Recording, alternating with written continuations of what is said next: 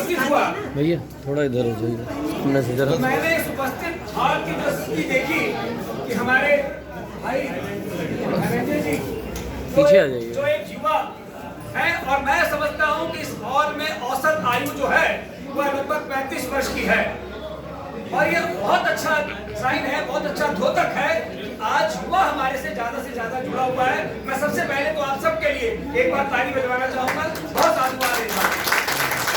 और प्रधानमंत्री नरेंद्र मोदी जी ने जो इस वर्ष 15 अगस्त पर अमृत महोत्सव के तहत हमें आजादी के अमृत महोत्सव का अवसर दिया है, मैं समझता हूं कि युवाओं के लिए ये बहुत बड़ी जरूरी चीज है कि वह अपने इतिहास को भली प्रकार जाने समझें, और जब हम जानते हैं समझते हैं तो हम उस पर अपनी बात रख सकते हैं और टिप्पणी भी कर सकते हैं।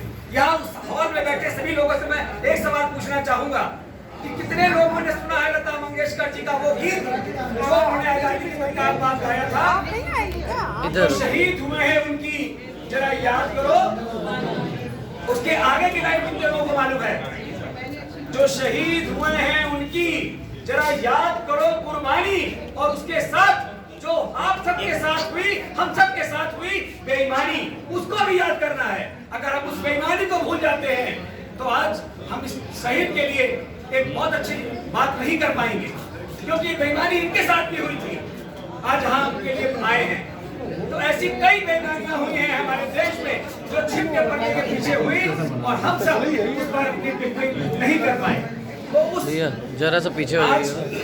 वंदे मातरम का कितने लोग जानते हैं? यहाँ वंदे मातरम का कितने लोग अर्थ जानते हैं?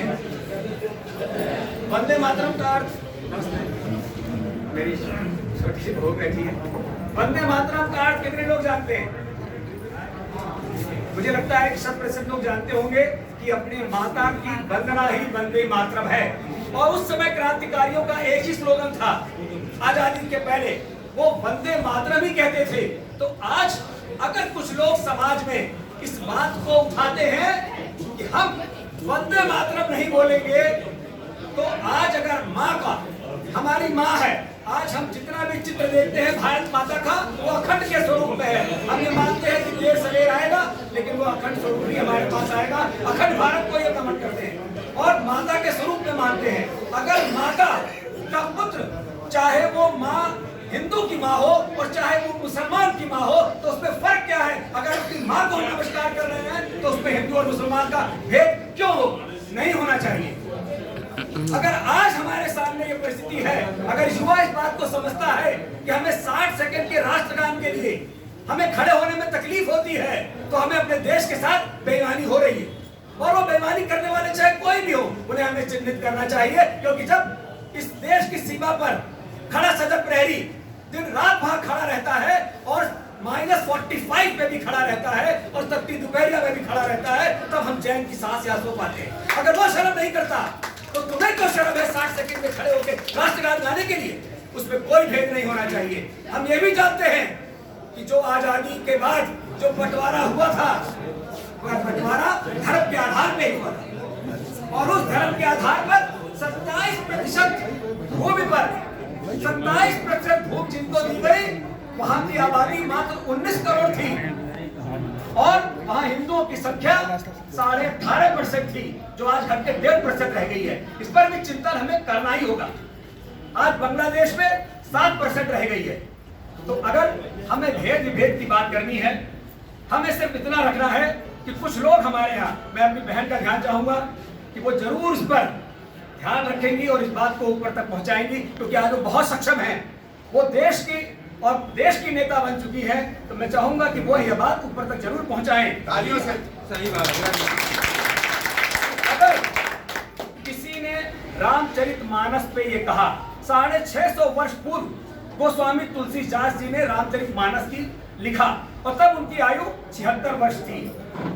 76 वर्ष की आयु में उन्होंने रामचरितमानस लिखना प्रारंभ किया। उस समय शैव और वैष्णव लड़ रहे थे, लड़ाने वाले और कोई नहीं थे।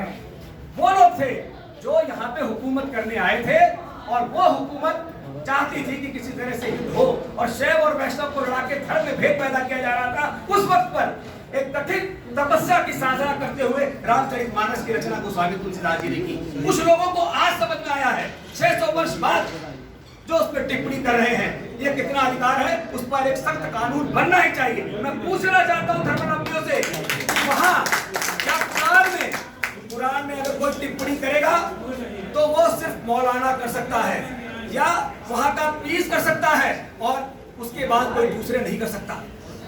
अगर कोई क्रिस्ट की बात करे तो या तो क्रिश्चियन में टिप्पणी प्रिस्ट करेगा या पोप करेगा या फादर करेगा, तीसरा कोई नहीं कर सकता।